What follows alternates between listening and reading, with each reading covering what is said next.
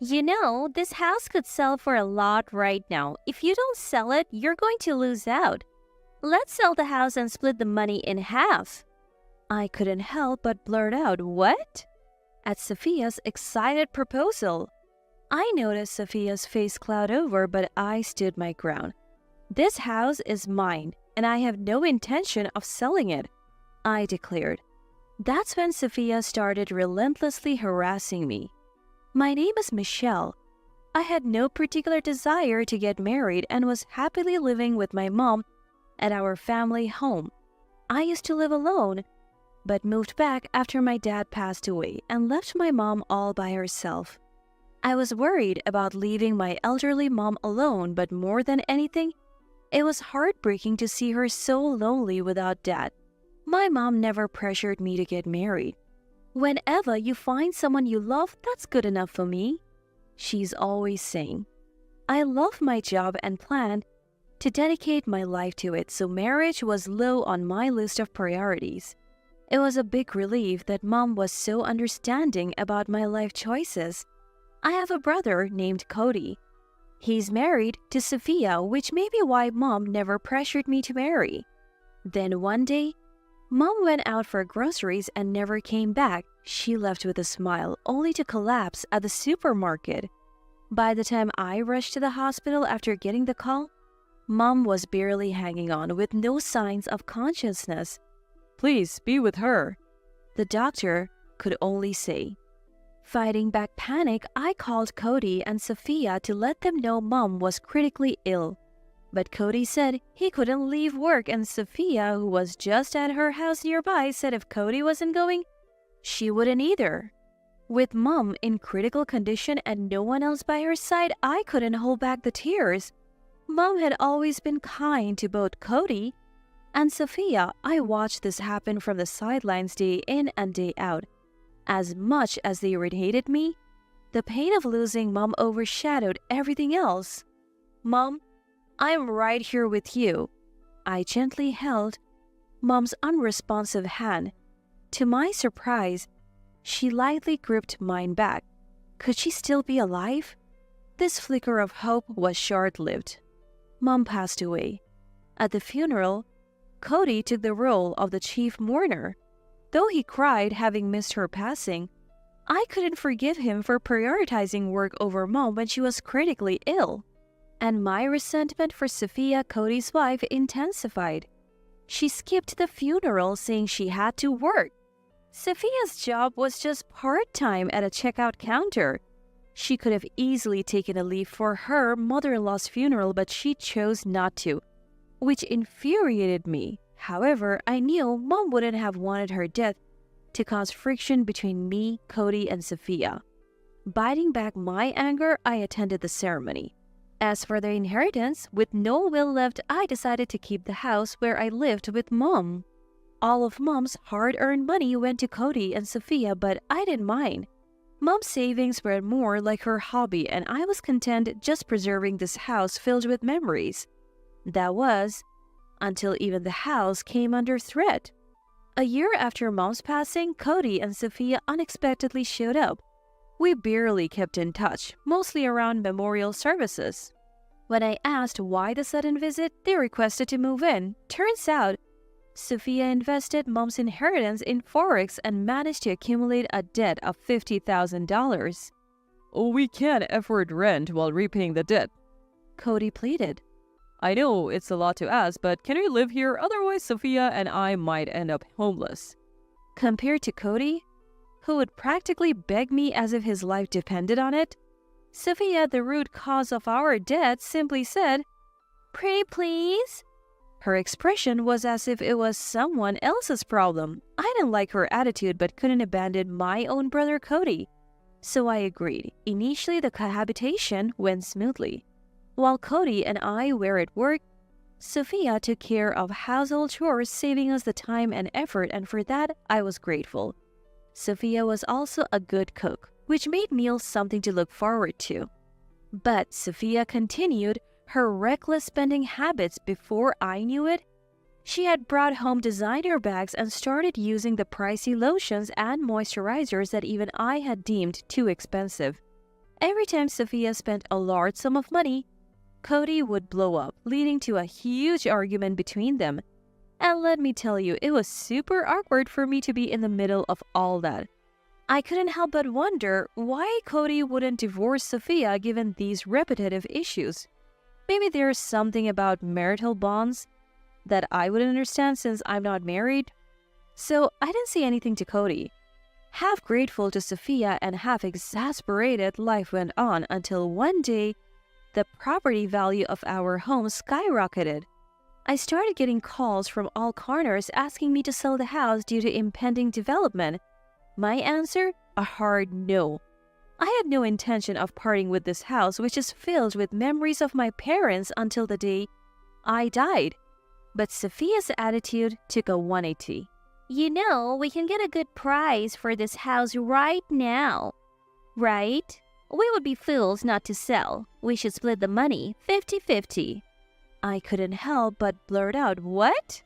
When I heard her say this, I was angry that Sophia had the audacity to refer to my precious home as this house and suggest selling it so casually. Then, splitting the money like it's no big deal, my feelings were half anger and half disbelief.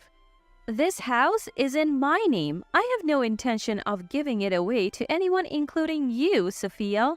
But we need the money, Michelle. You know that, right? The near tearful expression on Sophia's face only added to my disbelief. The only reason we need money is that you have suffered huge losses in forex trading. When Mom passed away, she left a considerable inheritance for both you and Cody. I have zero intention of sharing any proceeds from selling this house with you. Upon hearing this, Sophia's face visibly changed color. Flushing red with a distorted expression, Sophia replied, "Fine, I get it." And with that, she walked away. I thought it was going to be awkward living with Sophia, but that concern turned out to be unnecessary. After that conversation, Sophia's nasty acts of harassment began. The first instance involved hamburger steak. Sophia, who is good at cooking, had made her specialty hamburger steak, a dish I also enjoyed. But the moment I took a bite, I felt something crunchy and immediately spit the food out onto a napkin. To my surprise, the hamburger steak was filled with eggshells. When I looked at Sophia in disbelief, "Is something wrong?" She just smiled and asked. As I cut into the remaining hamburger steak with a knife, sure enough, there were eggshells in it. "Sophia, I hate to bring this up after you have gone through the trouble of cooking, but it looks like there are a lot of eggshells in this." "What? Oh no, I'm so sorry. That wasn't intentional. We're out of ingredients and other things to eat too." I couldn't help but think she did it on purpose. "You did this on purpose, didn't you?" Sophia said, "I really didn't do it on purpose. It's terrible that you don't believe me," and began to cry softly. Just as this was happening, Cody came home, interrupting my attempt to explain. Sophia, still in tears, spun the story in her favor. Cody took Sophia's side, saying it wasn't intentional, and told me, "Stop harassing my wife like that." After that, Sophia stated that she didn't want to cook for me anymore and only cooked for herself and Cody. She also said she didn't want to do household chores for someone like me. She only cleaned the common areas like the living room and the kitchen but stopped cleaning my room. I didn't care much about the chores. It was just like when I was living alone. I had only been spoiled by Sophia's help till now. However, I noticed something. The money I kept in my room was gradually disappearing. Convinced Sophia was the culprit, I confronted her. She then turned on the waterworks and said, "Michelle is treating me like a criminal even though I didn't do anything." And she looked to Cody for support. Cody, in his own way, wasn't helping either. "If you keep harassing my wife, you're going to have to leave." That's what he would say to me. It seemed like Sophia had told Cody a bunch of lies, making him believe I was the one harassing her. "Get out? This is my house," I said to Cody. "The freeloaders here are you and Sophia. You're the ones who should leave. What are you misunderstanding?" This led to a big fight between Cody and me. That night, lying in bed, I actually considered leaving. Wouldn't it be easier to leave rather than continue dealing with this daily torment? That's when I remembered Mom, who, despite her aching back, would carefully mop the hallways. The house was built by Walter, who worked so hard. We have to take good care of it, she used to say while making the house shine with her cleaning. As the image of my own mother flashed in my mind, I held back tears and thought to myself, I shouldn't be the one to leave, it should be Cody and Sophia. I acted quickly once I decided to kick them out. I went to an electronics store and bought several high-quality small security cameras. While Cody was at work and Sophia was out, I installed the cameras all around the house. I set them up to prove that Sophia was stealing my money and that I wasn't harassing her as a daughter-in-law. After a few days of recording, I reviewed the footage in my room. Sure enough, I had caught Sophia entering my room and taking money. But I had captured even more shocking things. That evening, I gathered Cody and Sophia in the living room. Sophia, being a drama queen, pretended to be scared of me. Cody, believing Sophia's side of the story, was giving me a cold stare. Ignoring their attitudes, I began to speak. Actually, I had security cameras installed in the house. My money has been disappearing, and I suspected Sophia was behind it, so I wanted proof. Here's the footage.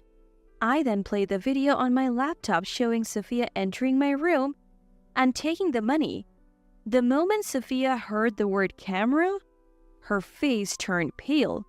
Cody, shocked by Sophia's behavior on the laptop, was speechless. The footage clearly showed Sophia as the one taking the money, but I wasn't done. I fast-forwarded the video, and there it was. Footage of Sophia entering the house arm in arm with an unknown man. Wait, who is this guy? Cody exclaimed while Sophia burst into tears. It was unmistakable that Sophia was cheating. No, this isn't what it looks like. Michelle, did you fabricate this video? I have heard that video technology has advanced a lot recently. I am not a video editor, and I can't create such high-quality fake videos, I responded. Engrossed in the footage of Sophia and the unknown man, Cody was aghast. Sophia, on the other hand, "Stop the video now!" Sophia screamed at me. Amidst this hellish atmosphere, I spoke clearly.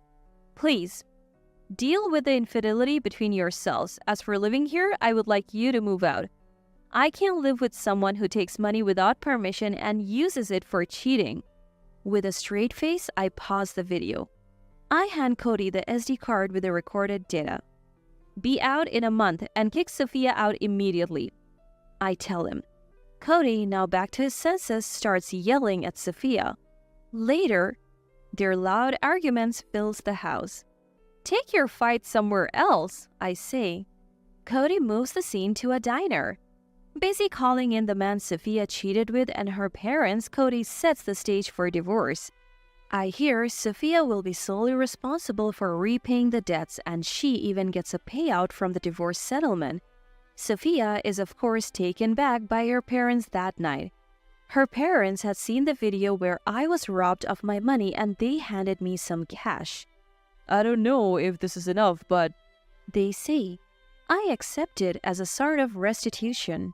Cody had the audacity to ask to stay in the house a little longer after the divorce. I refuse. There is no way I could forgive Cody, who was about to kick me out, trusting Sophia's words. This is the home Dad built and Mom lovingly maintained. I can't allow someone who allowed his wife to cheat and wanted to kick me out, the heir, to stay here. I gave you a month out of the last shred of sibling decency. Leave as soon as possible, I say. I didn't want Cody, who never valued this house and never believed me, to stay a second longer. Rejected by me, Cody leaves, and I have no idea what his life is like now. Cody and Sophia divorce, and her parents cover the divorce settlement in a lump sum. Cody manages to get the compensation from the man Sophia cheated with and rents a house far away. I hear that much. As for me, my days return to a peaceful calm without Cody and Sophia. The comfort of having the house to myself is unmatched. In the serene quiet filling the home, I gazed at a memorial photo. Facing my parents' picture, I wonder if this was the right thing to do. I murmur. The parents in the photo only offer me their smiles. It's lonely. But I feel they would approve of what I have done. I still get calls asking if I want to sell this house, but I have no intention of giving it to anyone until the day I die. Until my last breath, I vow to protect this home. I'm the eldest son. You knew living with my mother would be a possibility when we got married, didn't you? You never mentioned that when we first got married. My husband, having moved in with my mother-in-law earlier than his sister, sold his family home. He has left the sole responsibility of taking care of my mother-in-law to me, a stay-at-home wife. He must have planned this for a long time. My name is Laura. I'm a 46-year-old housewife. My husband, Robert, is 44 years old.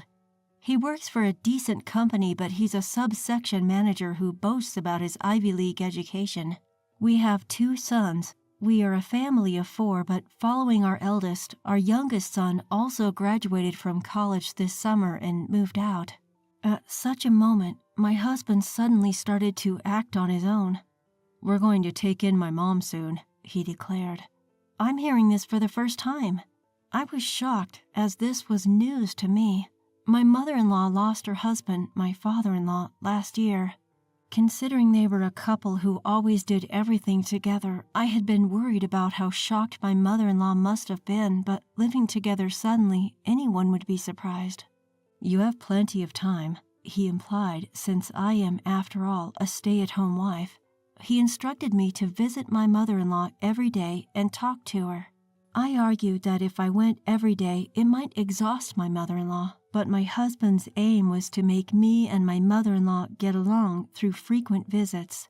For him, bringing up living together wasn't easy, even to his own mother. So he used me, thinking that if us 2 women got along well, it would be easier for him to implement his plan. The house where my mother-in-law lives now is a stylish, standalone house built by my late father-in-law in a popular area, not in downtown, but somewhere akin to a suburb in Chicago. If put up for sale, there would definitely be many buyers willing to buy it for a great price. Right. My husband got his eyes on this house. I sense that by living with my mother-in-law, he wants to gain the right to do whatever he pleases with his parents' house. A few days later, my husband came home looking irritated. Apparently, his sister contacted him. "You have been visiting my mom, haven't you?" he said while roughly throwing his coat at me. "Yes, about once every 3 or 4 days," I replied, hanging his carelessly thrown coat on a hanger.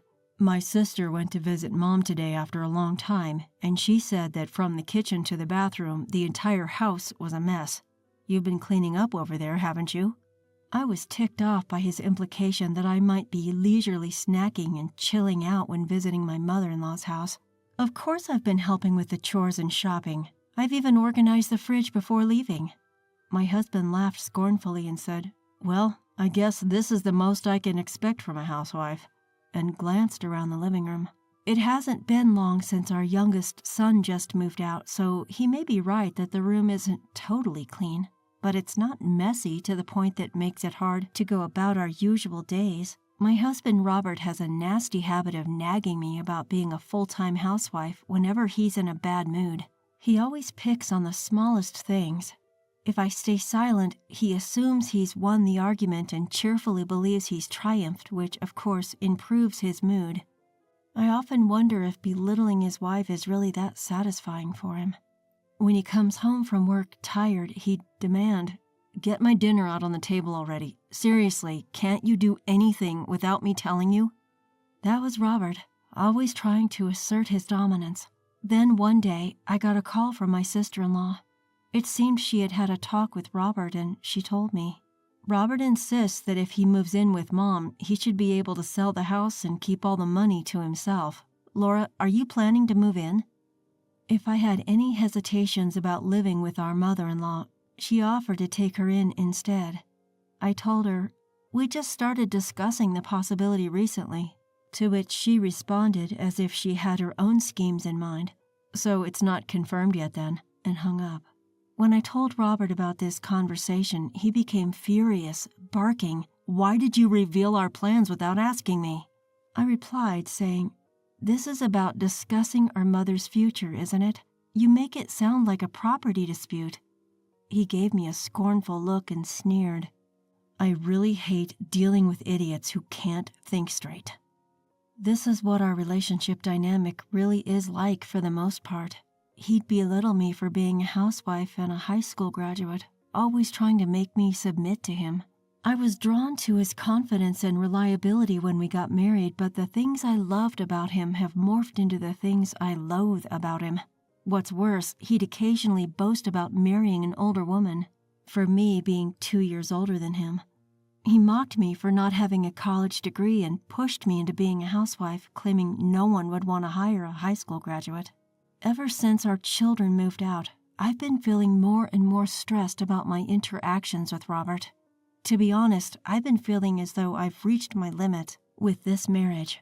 Robert, oblivious to my feelings, likely wants to move in with his mother as soon as possible, probably aiming to pocket all the money from selling her house.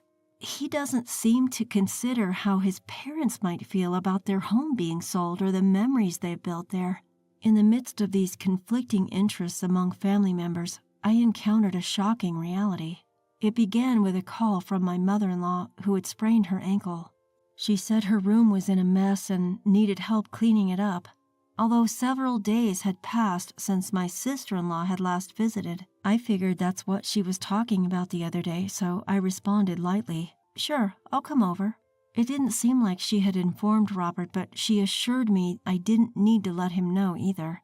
So I visited her with a light heart. The following day, I rang my mother-in-law's doorbell. I heard her shout, "It's open," from the yard. I turned the knob and stepped into the entrance. An unpleasant odor was already noticeable. I saw dust accumulated in the corner of the corridor, with towels and discarded socks scattered around.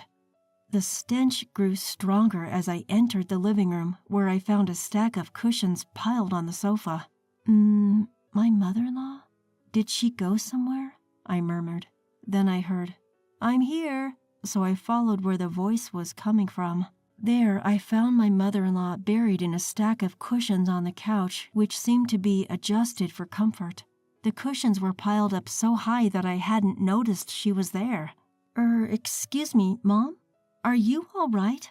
I called out as I approached her. The peculiar smell grew stronger. Trying not to gag from the smell, I searched for its source. "I'm okay. I just piled up the cushions because it's comfortable." She laughed heartily. I realized the source of the smell was my mother-in-law herself. With all my might, I tried not to pinch my nose and asked her, "How's your leg?" "Were you unable to bathe because it was inconvenient?" She replied, Yes, about that. I healed quickly, but after a few days of not bathing due to the pain, I couldn't be bothered to take a shower." "Do I smell?" I refrained from answering and said, "I will clean up," and proceeded to open all the windows in the house. My mother-in-law certainly needed a thorough bath. Thinking this, I headed to the bathroom. The bathtub had some water filled and was left as is, with the lid half submerged. Soap scraps and towels were all muddy in the wash basin, and the mirror was foggy and dirty. I can't remember the last time I was here, but I wonder if my sister-in-law didn't visit in the meantime.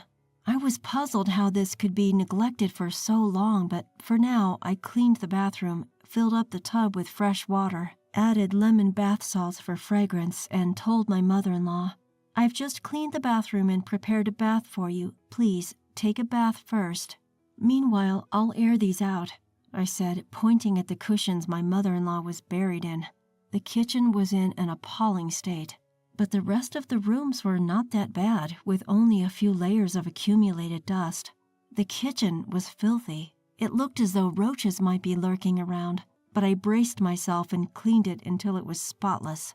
"That was refreshing," my mother-in-law, returning, said as she came back to the living room. Her cheeks, flushed like a boiled lobster, glowed from having days of built-up dead skin washed off. Because I had been cleaning like crazy, the living room and kitchen were mostly tidied up. My mother-in-law was very pleased with the result. Finally, in the cleaned living room, I asked my mother-in-law, "You were always so tidy and organized, Mom. What happened all of a sudden?" Ever since I got married, my mother-in-law was always neat and her house was well maintained, but this time it was a surprise to see her place in such a state, to the point that she needed to call for help. So I straight up asked her. She said, "Did you notice that I just used my injured foot as an excuse? I've been living with my husband for decades, doing my best as a wife and mother, but last year after my husband passed away, I felt a sudden sense of freedom. Her children were already independent and married. Her husband was no more here with her. She wanted to slack off and do nothing for once," she said. "I also know that the kids want to sell this house, and it could escalate into a nasty fight over it. But I have an idea," my mother-in-law said, staring intensely as she shared her thoughts. My mother-in-law, out of her usual character, gave me a strong gaze as she opened up to me. As I listened to her, I felt like I had been idling away, lost in thought, in an effort to find answers. Leaving her house, I began to think about my own future as well. So far, my relationship with my mother-in-law had only been as distant as a typical daughter-in-law and mother-in-law relationship. But the fact that it was not her biological daughter or son who she revealed her lowest self, I felt was indicative of my mother-in-law's feelings. Days passed without sharing this incident with anyone. After a while, my husband, Robert, came home from work and blurted out, "We're going to invite my mom to live with us." As I was watching TV, I asked him to repeat himself. "We're inviting my mom to move in with us." "And what does your mom think?" I asked. "There's no need to ask her," he said. He seemed to think that any parent would be happy if their child offered them to move in with them. "You should check with your mom first instead of just making decisions on your own," I suggested. But in response, he smirked, turning around. What a high and mighty thing to say for a stay-at-home wife. "Don't forget, if you can't obey what I say, divorce is always on the table." Seeing his face, I felt at my wit's end. He knew that being a housewife and nearly in my 50s, I wouldn't be able to make it on my own if we divorced, which is why he was threatening me with divorce, attempting to stir up my anxiety and manipulate me at his will. But I had an unexpected savior, and unbeknownst to my husband, my life was about to take a dramatic turn. I ignored his provocative comment, finished dinner, and went to bed. My husband, feeling that he had completely cornered me with his divorce threat, was in a good mood. He's probably thinking of inviting his mother as planned, sweet-talk her into selling her house, and pocket the money all to himself. The next morning, I packed my belongings and left the house. When Robert came home to find an empty house, he seemed startled, and my phone kept ringing. I read the incoming messages without responding, just so he wouldn't cause any trouble by reporting to the police or anything. The message Robert sent read, "Are you so against living with my mom? But if we live together, that house will be ours. Don't you see how great that would be?" My suspicion was right. His interest wasn't to stay with his aging mother to support her, but rather to profit off her house. I told this to my mother-in-law. She looked a little sad, and it pained me a bit, but she seemed determined and said she would act according to her feelings. Yes, the place I went after leaving my husband was my mother-in-law's house. I took on a job and was busy using this place as my base. Robert, growing anxious since I wasn't responding, blew up my phone with calls and texts. And after a week, he contacted my family in Nebraska, and I got a call from my mom. "Laura, where are you? Robert claims that you're with us. He even said he's going to come get you even though I told him you're not here." I explained the situation to my mother and informed her that I'm currently staying at my in-laws' house. My mother-in-law then took the phone, offering a long greeting. For some reason, my mother gave me a word of encouragement. wishing you the best of luck." Eventually, my mother-in-law said, "It's about time." And that night, she called my husband, Robert. He was surprised to learn from his own mother that I was not at my parents' house, and immediately came over to our place. "Leaving the house so abruptly, I had no idea you were at Mom's. What's this about?" Robert blurted out the moment he saw me at his mother's house. Before I could even answer, my mother-in-law spoke up. "More than that, do you even understand why Laura left home? What was it really about?" Taken aback by her sudden question, Robert awkwardly replied, "Well, that was because I said I wanted to invite Mom over. Because she didn't want to live with you, right? Why would I be here if I didn't want to live with my mother-in-law? Ever thought about that? You see, it wasn't the idea of moving in with her that I disliked. What I hated was you for making selfish decisions without taking others' feelings into consideration." I continued. "My mother-in-law has her own thoughts and hopes, you know. Despite this, you decided on living together without even discussing it with her. You didn't even consider the feelings of your parents when they built this house. You just want this house because you want the money, right?" Robert clenched his fists and hardened his body, looking down as he listened to our conversation. My mother-in-law continued after me. "What do you really need? This house? Or Laura? If you don't change, you'll lose both. Why don't you cool down for a while and rethink everything?" Hearing this from his own mother, Robert, who had been quietly listening, suddenly kneeled to the ground in front of us. I was taken aback and asked, "What's this about?" "I apologize to Laura and to you, Mom. Please, I want to live together again and start anew." Raising his head from his bow, Robert continued, "Mom, will you live with us?" As Robert bowed down again, I looked at my mother-in-law and we shared a knowing smirk. After that, I resumed my life with Robert. But this time, I wasn't a stay-at-home wife anymore. My mother-in-law told her friends about how I deep-cleaned her room, a whole mess from the time she spent lazing around, just within a couple of hours. When I mentioned this to my friends, many of them said they wanted you to do the same for their homes. I was amazed and delighted to find that I could apply my housekeeping skills from being a stay-at-home wife to start a new job. I also began studying to become a storage advisor. It seemed that Robert had not given up on the idea of living with his mother, selling their house and getting a large amount of money. He seemed to think that it would become a reality now that my mother-in-law and I were getting along, but there was a surprise announcement from my mother-in-law. Surprisingly, she was getting remarried. "So I won't be living with you, and I won't be giving up my house either." Upon hearing the news, my sister-in-law congratulated her, although with mixed feelings. I sent my sincere blessings for my mother-in-law's decision. The one who was surprised by my mother-in-law's words and screamed out in shock was Robert. At the same time, he was frantically contacting various people. Apparently, Robert had taken a boating license without telling me and even purchased a small cruiser, counting on the money from selling his parents' house. Now that his plans had fallen apart, Robert was unable to cancel his order for the cruiser, and he seemed to have to work even harder than before. He ended up having to help me with my house cleaning job. As an employer, I'm drilling household chores to Robert and guiding him to clean and polish a great number of my clients' houses.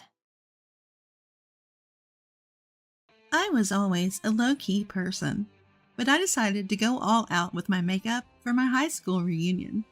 Turns out, no one even remembered me. "Excuse me, who are you?" The voice belonged to Jennifer, who had been doing amateur modeling since high school. "Wow, you're so caked up. I can't even recognize you." Unbelievably, Jennifer splashed her cup of water on my face. With my makeup gone, I suddenly felt vulnerable, as if a spell had been broken. Just then, I heard murmurs from my classmates. "Wait, are you?" Yes, I'm not the same person I used to be. My name is Sarah, a 20-year-old studying literature at a private university.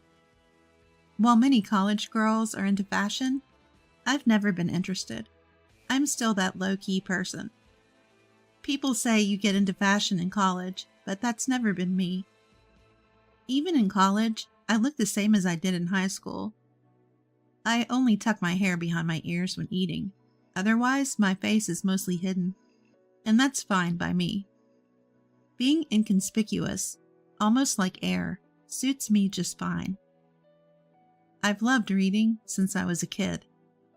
In elementary school, while everyone else ran to the playground, I headed to the library.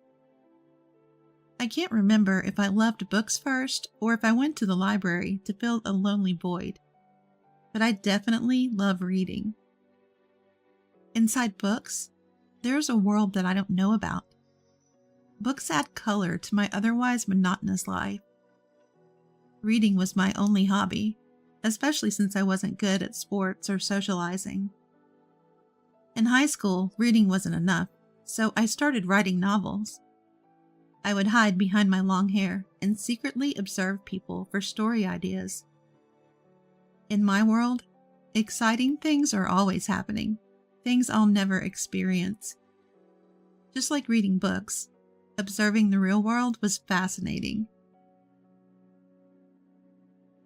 Sarah, tuck your hair behind your ears. No one can talk to you if they can't see your face. Well, I guess I'm the only one who would. Jennifer, who was way out of my league, would occasionally come over to my desk to talk.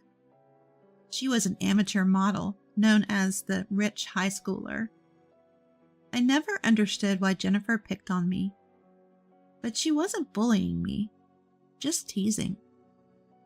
She was indeed pretty and wore high-end brands.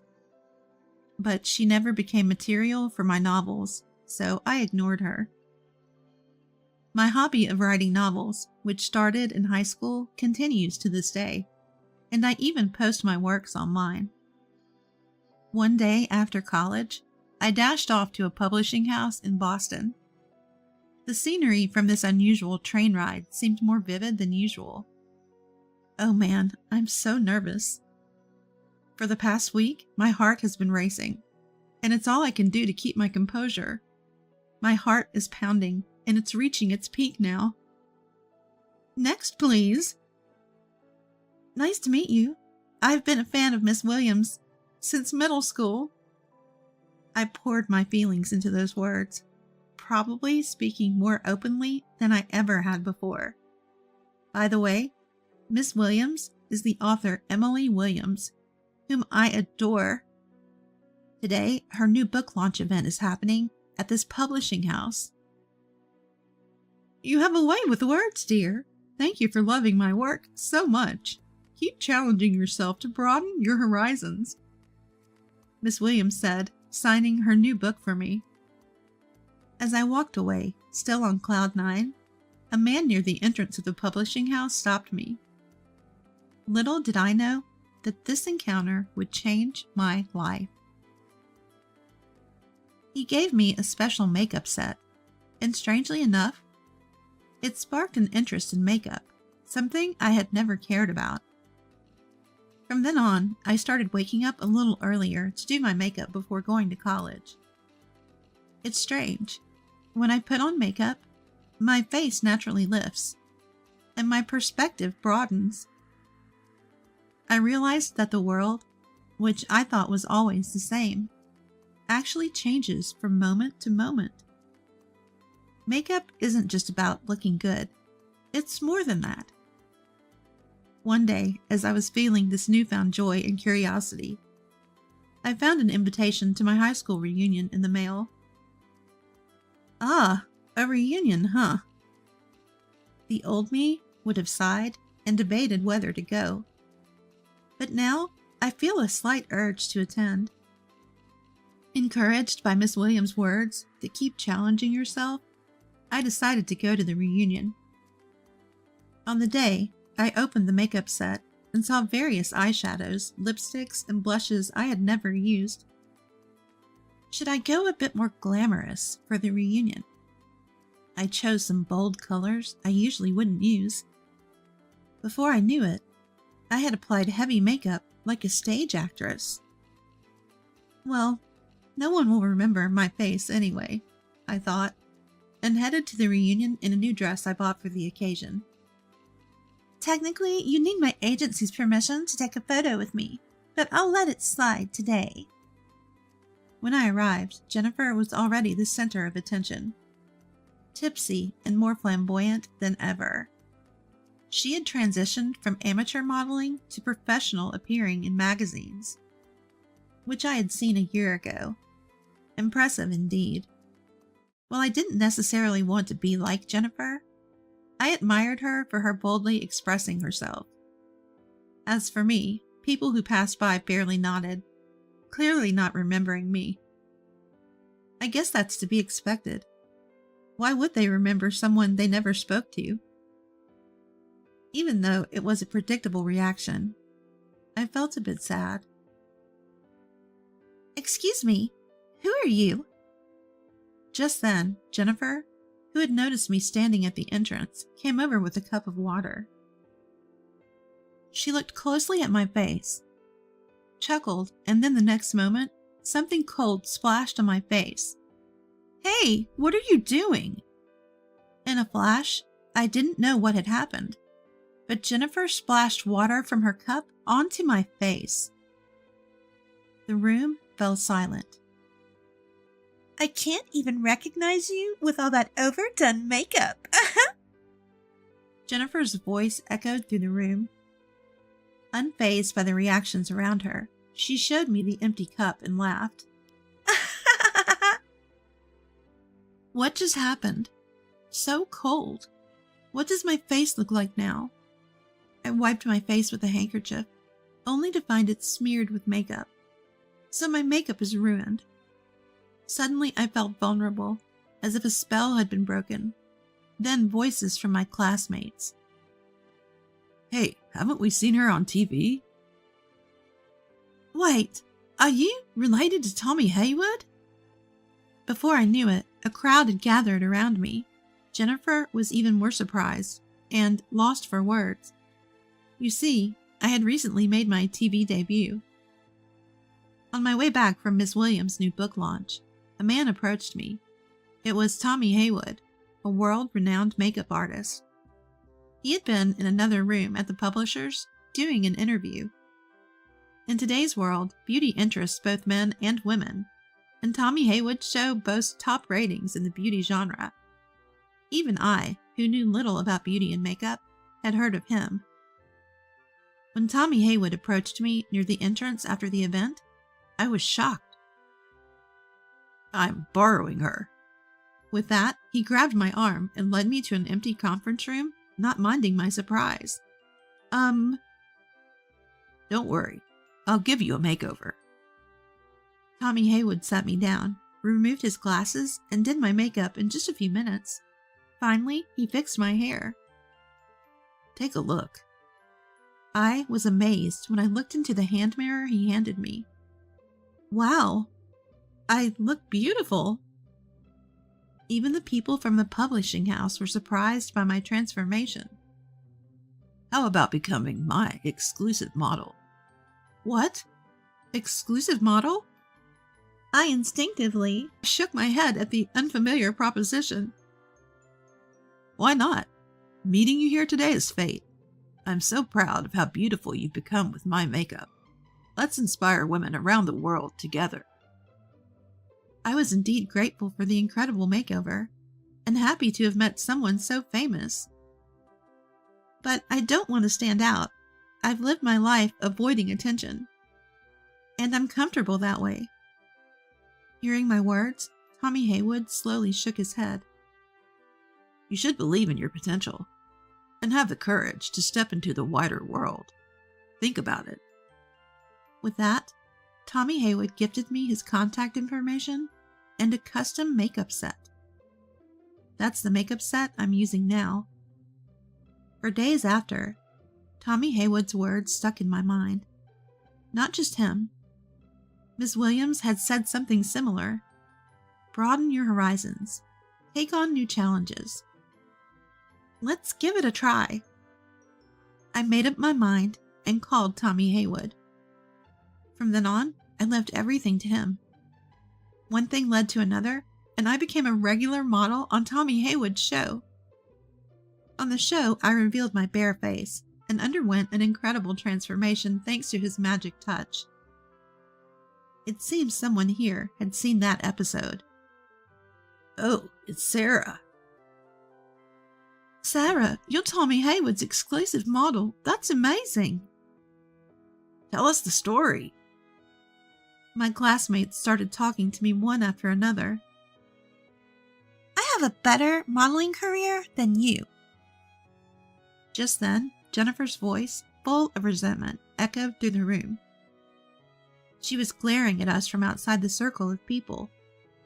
My classmates, who had seen Jennifer splash water on me, looked at her with disdain. You should thank me. I'm the one who removed your overdone makeup so people could recognize you. She showed no signs of remorse. That's when Robert, the class heartthrob, stepped in front of Jennifer, showing her his phone. Jennifer, you're so boring. Most of your Instagram photos are stock images, aren't they? What are you talking about, Robert? That's not true. Well, the American store you posted about recently has been under renovation for months.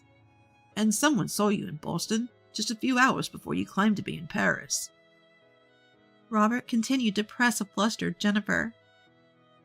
You're not actually getting any modeling gigs, are you?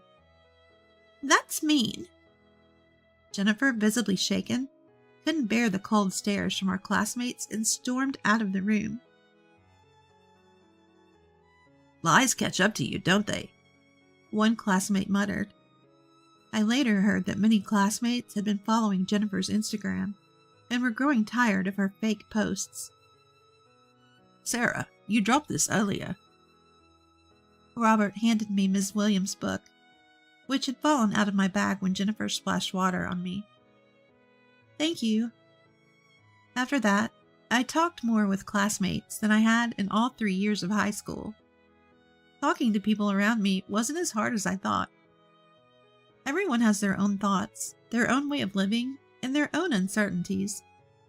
I knew this, of course, but hearing it directly from people felt different than reading it in a book. I'm glad I attended the reunion. I'm truly glad I mustered the courage back then. As for Jennifer, I heard she got fired from her modeling agency. Someone had posted a video of her splashing water on me at the reunion, and it went viral, causing a backlash. Social media can be scary. While I question the person who posted the video, I hope Jennifer learns to live without lying to herself. 3 years have passed since then. Is this Sarah? Could you come over now? The call led me back to the publishing house where I had first met Tommy Haywood and talked to Ms. Williams 3 years ago. That day, in this place, my life changed dramatically. As I was lost in thought, a voice came from behind me. Are you Miss Sarah, the writer? Writer? Me? Yes, your novel is going to be published. You're making your debut as a novelist. Really? I was so surprised that I kept asking for confirmation. Ever since gaining confidence, I had been sending my own novels to the publishing house. One of them caught the attention of the higher-ups, and now it's going to be a book. From now on, you'll be a beauty expert and a writer. You'll be busy. We'll schedule a meeting for next week. Looking forward to working with you, Miss Sarah. Likewise, thank you. Being called a writer still tickles me a bit. Will I ever get used to it? No, never forget where you started. As I stepped outside, the warm glow of the sunset enveloped me.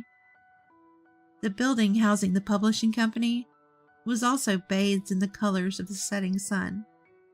This place is indeed special to me. I'm glad I took that courageous step back then. Otherwise, I might still be hiding behind my hair, living in a limited world. I wouldn't have been able to see this beautiful view or be a part of the exciting things happening around me. Of course, books are still my dear friends. But now, I want to write books that give hope to those who lack courage, just like I did. Facing the setting sun, I made that resolution. Good morning. Good morning. I hope we find a great venue today. Yeah. Today, I'm going venue hunting for our wedding with the man who recently proposed to me. That man is Robert, whom I reconnected with at the reunion 3 years ago. Robert, who picked up the book I had dropped. We've been in touch since then and found out we both love reading, especially Ms. Williams' books. Robert, the class heartthrob, turned out to be someone I could relate to. Being with him makes my heart race, the world around me shines, and I feel at ease. New emotions are stirring within me. Found another idea for a novel, haven't you? Robert peered into my face. You noticed? Come on, let's go. No work talk today. Our wedding is our own special story. Don't turn it into a novel. Oh, come on, let's share our happiness. Our voices echoed in the air. Hand in hand, Robert and I stepped into the pristine wedding venue. My name is Kristen. I live with my husband, Morris, and our daughter, Noelle. Noelle is 10 years old, and she's grown into a lively and kind-hearted girl. From the outside, our family probably looks like a happy one. But the truth is, the relationship between Morris and me had fallen apart a long time ago.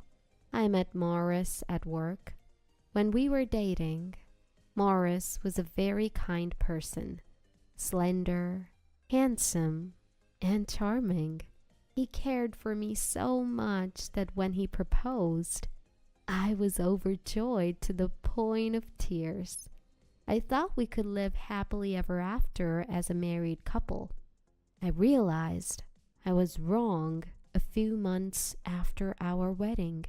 I discovered that Morris was nothing but a lazy person who only looked good on the outside. He never did any housework, and he just lazed around on his days off. Because of this lifestyle, he quickly lost his good looks and became as big as a bear. Whenever I asked him to help with the housework, he would yell, "It's your job. You're a stay-at-home wife." I became too scared to say anything. Becoming a stay-at-home wife was something Morris asked me to do when we got married. He told me, "It's been my dream to have my wife welcome me home," and I couldn't refuse him. So I quit my job, but I regretted it soon after our marriage. He would say, "You're a stay-at-home wife, so it's natural for you to do all this," and he would force all the housework on me. He also told me not to go out on my own, saying, "Stay-at-home wives might cheat," and I felt trapped in the house. A few months into our marriage, I wanted to leave Morris, but then I found out I was pregnant. Morris was truly happy about the child. I struggled with whether or not to divorce Morris, but I chose to continue our marriage, hoping that having a child might change him. I realized that choice was a mistake as soon as Noelle was born. Morris seemed to love Noelle, but he left all the child care to me. Moreover, he started coming home late on weekdays and started going out without a word on weekends. I suspected he was cheating, and it didn't take long to find out it was true. Morris was having an affair, but didn't even bother to hide his mobile phone. I often saw texts from someone named Donna. Perhaps Morris wanted to flaunt his affair to me. When I asked, "Who's Donna?" Morris smirked and said, "You're better off not knowing. Divorcing now would be hard on Noelle. And besides, Kristen, you have no way to make money." I knew Morris was cheating, but I couldn't pursue it any further.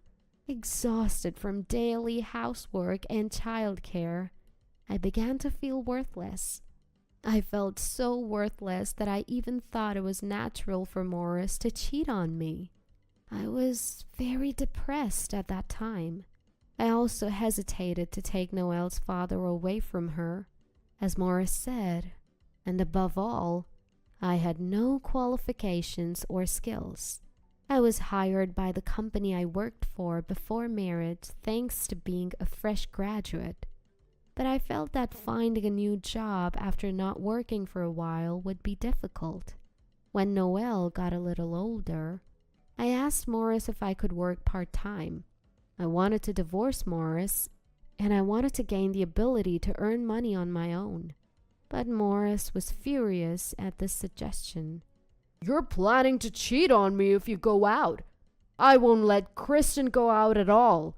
And it would be pitiful to Noelle if you work without taking care of her," he yelled, rejecting my request. My parents had passed away early, and being an only child, I had no one to turn to. I didn't have the courage to make the decision to divorce Morris in an environment where I wasn't even allowed to go out freely. So, I started doing something without Morris finding out. Then one day, I received news that my father-in-law had collapsed and was hospitalized. Father-in-law had been living alone since my mother-in-law passed away. Morris allowed me to visit father-in-law, so I went to see him almost every day. I won't deny that I wanted to go out, but I genuinely cared for father-in-law. Father-in-law was a very gentle person, like a sage. Even after we were married, he always looked out for me, saying, "Morris can be selfish, so it must be hard for you, Kristen." Father-in-law always welcomed me and Noelle with joy when we visited him. Imagining parting with father-in-law, who was getting weaker every day, I would tear up. And father-in-law would always smile and say, "It's okay. I'm just going to where my wife is waiting." When Noelle was little, father-in-law often came to visit me when I was feeling overwhelmed. He took good care of Noelle and even told me, "If life with Morris is hard, you should divorce him anytime." When father-in-law's condition became critical, Morris brought someone home. Who is this?" In the middle of a weekday, while Noelle was still at school, Morris brought home a young woman. Morris introduced her with pride. "This is Donna, my mistress." I was dumbfounded, wondering why he would bring his mistress home when he knew I was there. Donna smiled and said, "Nice to meet you." I was irritated, but I asked Morris, "What's going on?" And he casually replied, "I'm thinking of divorcing you, so I thought Kristen might want to know what my mistress looks like. I don't feel attracted to you anymore, so take Noelle and leave. I'm going to marry Donna." Why all of a sudden? I already knew that Morris didn't see me as a woman. I couldn't understand why he decided to divorce me at this timing. Morris grinned like a devil. "Because my father is going to die soon. If I don't divorce you now, I'll have to share the inheritance with you when I do." Father-in-law was a landowner and had worked for a large corporation until he retired, so he had considerable wealth. I understood why Morris would want a large inheritance, but I never thought he would push for a divorce just because he didn't want to share it with me. Morris never visited father-in-law in the hospital. He always said, I wish my father would die soon and give me the money. I was always angry at these words because I cared for father-in-law. But when Morris said he wanted to divorce me to keep all the inheritance, my pent-up anger exploded. Fine, let's divorce. Noelle and I will leave tonight. You and Donna be happy, I said with a smile and quickly began to pack. Morris was stunned.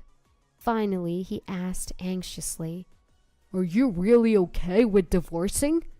I'm just doing what Morris said, I replied with a smile and filled out the divorce papers Morris had prepared. Hey, Kristen, how can you divorce so easily?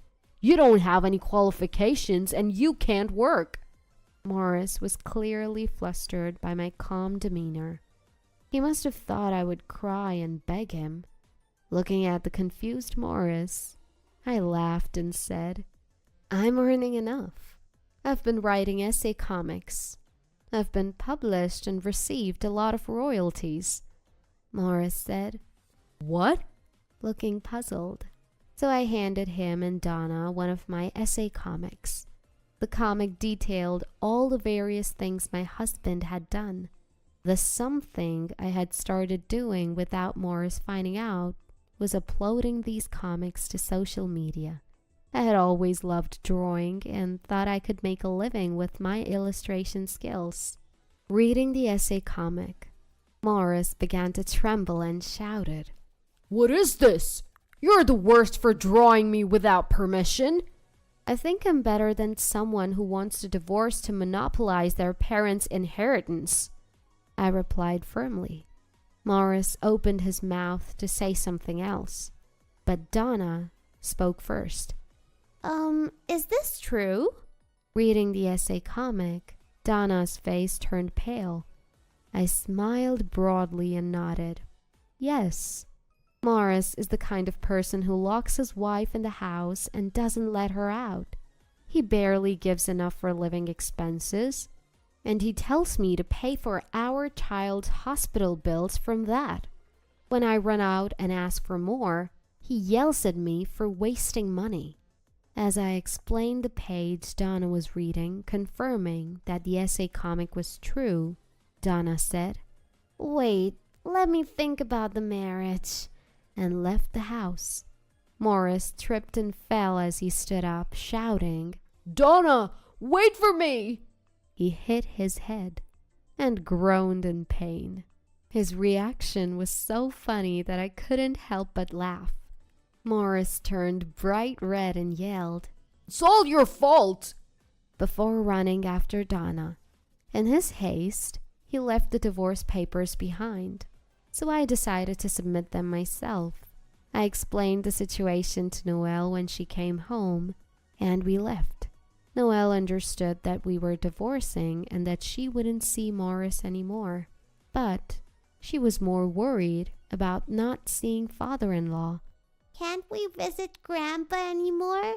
I think it's fine to visit Grandpa as usual since your father probably won't go there, I answered, and Noelle looked genuinely happy. After submitting the divorce papers at the courthouse, Noelle and I, having nowhere else to go, visited father-in-law. We asked if we could live with him until we found a place to rent, and father-in-law immediately agreed. He apologized for Morris's behavior, saying, My son has done something truly inexcusable. Within a month, father-in-law passed away.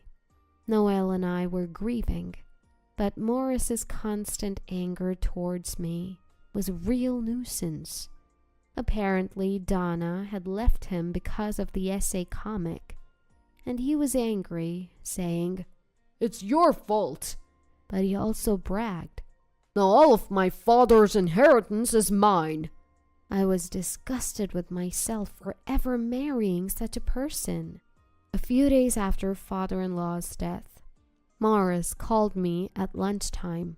Hey, you must have deceived my father.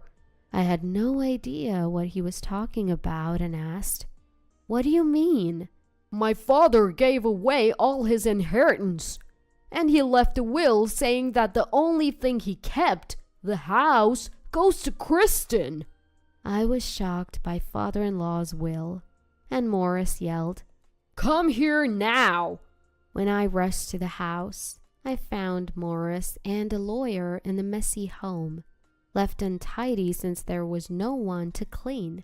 The will shown to me by the lawyer indeed stated that the house was left to me, and father-in-law had left me a letter. "Kristen, I'm truly sorry for the trouble Morris has caused. I've donated all the inheritance, but I want to leave the house to you. Please accept it as my small way of making amends for raising a child like Morris. Thank you for everything." Morris had read the letter and even accused me. "Were you having an affair with my father?" "I won't stand for this nonsense," I exclaimed through tears.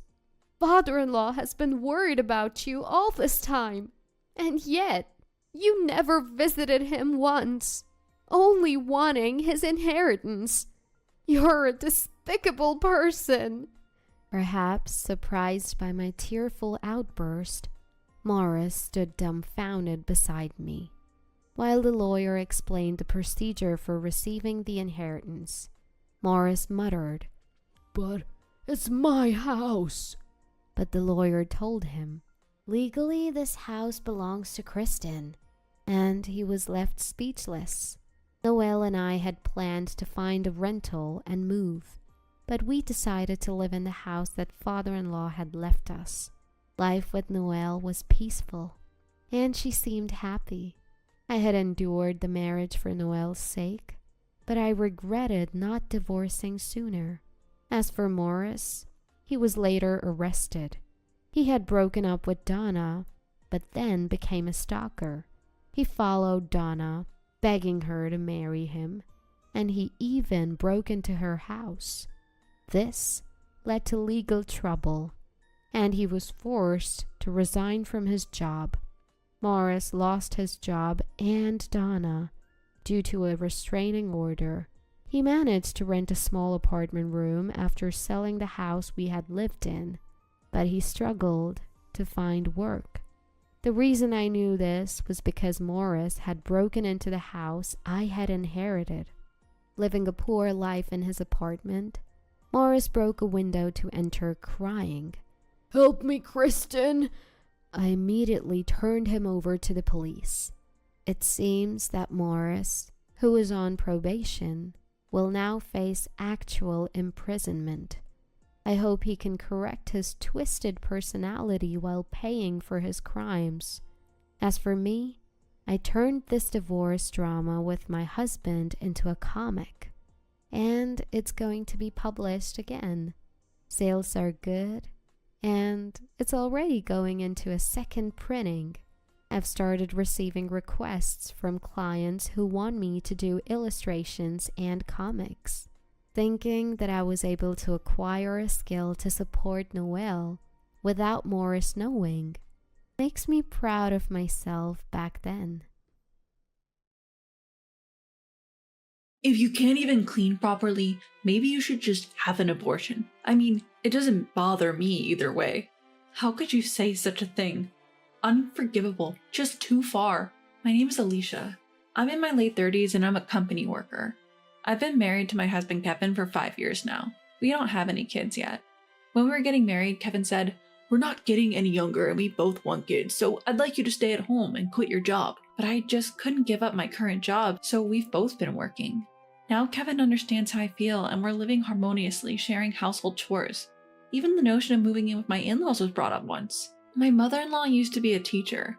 She said that when Kevin and I have a child, she'll help so I can continue working while raising the child. Her parents helped her when she was raising her children while working, and she wanted to pass on the support. For now, we're leaving things at, we'll think about it once we're blessed with a child. Kevin is quite dominant and expects me to follow a step behind him, especially around his family. Despite that, he is inherently kind and we maintained an equal relationship at home. Lately, my health has been less than stellar. My stomach has been upset, I've been suffering from dizzy spells, and I'm irritable. At the end of my workday, I'm exhausted and I can barely manage the household chores. Kevin has been very concerned despite being tired from his own work. He helps with my share of chores, asks me what I feel like eating, and even goes out of his way to buy it. However, my health kept deteriorating, so he said, "You should see a doctor. If it's too much to go alone, I'll accompany you. I'm worried, please." He accompanied me to the doctor, and it turned out that I was pregnant. The cause of my poor health was morning sickness. Both Kevin and I were overjoyed at our long-awaited pregnancy. We thought this morning sickness would surely calm down soon. However, even after a month, 2 months, my morning sickness did not subside. I learned that the severity and duration of morning sickness vary greatly among individuals, and some people even suffer from it until they give birth. My health worsened day by day. I managed to go to work, but I could no longer do any housework after returning home. Seeing this, Kevin began to grow cold towards me. "Why isn't your morning sickness over yet? It's not an illness, is it? Are you pretending to suffer so you could slack off from housework?" "I don't know why either. Why would you say such terrible things? That's harsh." "My mother said she never had morning sickness. My colleagues at work said it was over quickly and they were doing housework. Alicia, you're just being lazy. If you toughen up, you won't feel morning sickness, right? You're lacking determination."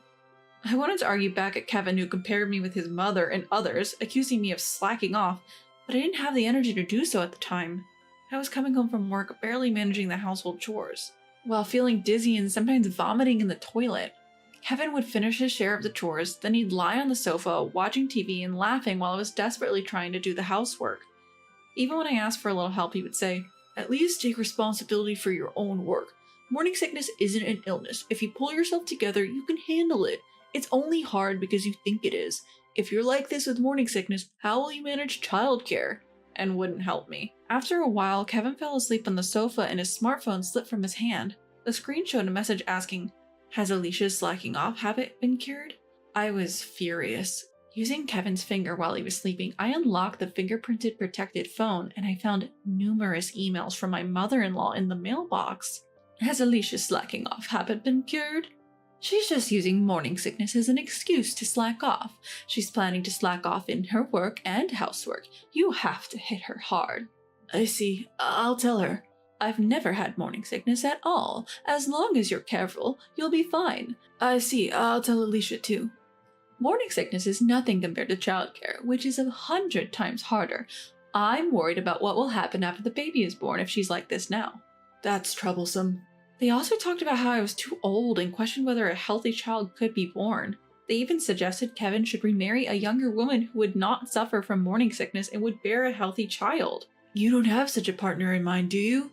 "Oh, if you feel like it, I'll introduce her to you, okay? Her name is Mona. She's my student and she's 25 now. She admired me and became a teacher. She's so cute. It's fulfilling and it doesn't have to be a burden on you, Kevin. If it's Mona, I think she'll definitely do it if I ask her to live with me. I wouldn't mind if you introduced me to her." They even made plans for a meal with Mona, one of my mother-in-law's former students. Regularly, they were bad-mouthing me. I managed to take a picture of all the emails and save them when I had a chance to check Kevin's phone. I was stunned for a while and couldn't comprehend what I had seen, but I felt I understood why my husband had grown colder towards me. That day, I couldn't get out of the toilet from morning till evening. My morning sickness showed no signs of calming down, and my throat was sore from all the vomiting. I worried whether the baby in my belly was alright given my condition. Recently, I've barely been able to eat solid food, and have just been managing to stay hydrated. Feeling my limit, I was about to call Kevin from the bathroom for help when he showed up at the bathroom door by chance. "I'm really suffering today. Please take me to the hospital. Maybe an IV drip will make me feel better." "Why are you fussing over a little morning sickness? It's already enough. I have plans today. Please don't bother me." I remembered today he had plans to dine with my mother-in-law and Mona. I wanted to tail them, but that seemed out of the question now. "I plan to go out in the evening, but seeing you, Alicia, depresses me. I'm leaving now. I can't even relax in my own house. Just keep slacking off alone, alright?" "Why are you always so cruel? The child inside me is ours, Kevin. Can't you cooperate or help a little?" "If morning sickness prevents you from even cleaning properly, maybe you should just get rid of the child. I don't really care either way. You're choosing to have this baby, Alicia, right?" Then stop complaining and handle your business. Just don't burden me, okay? As I heard his words, my consciousness began to drift away. I couldn't muster any strength. When I woke up, I was in a hospital. My parents looked at me worriedly. What had happened?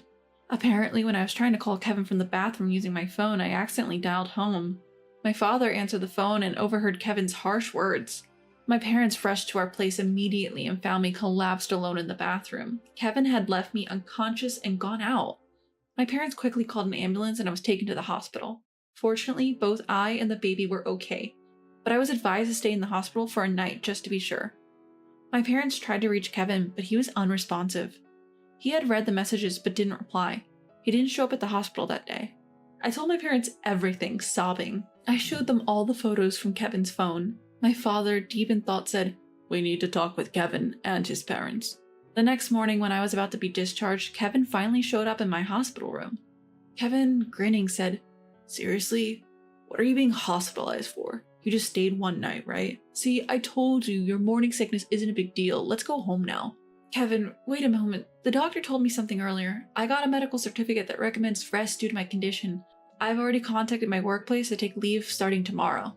Oh wow, so you're slacking off from work now too? Must be nice. This morning sickness thing. Well, it makes sense. You would be a burden to everyone at work in this condition. So if you're going to be home from tomorrow, I don't need to do the chores, right? It's only fair since you're going to be home, slacking off. Kevin, have you been talking to your dad recently? Does he know about Alicia's condition? Well, no, I haven't talked to my dad recently. I do keep in touch with my mom, and I've told her about the situation, so I think she has informed my dad. Considering Alicia's situation and your current attitude, Kevin, I cannot allow her to return home. We will take Alicia in for a while. What? Don't spoil Alicia, please. Well, we are sorry, but regarding this matter, we need to apologize to your parents. We would like to visit when your father is present. Also, what happened last night? We tried contacting you multiple times. Or perhaps you were too busy with work? I wonder if Kevin noticed that my mom's eyes were not smiling even though she was. He made a tense face and said, "Okay, I understand.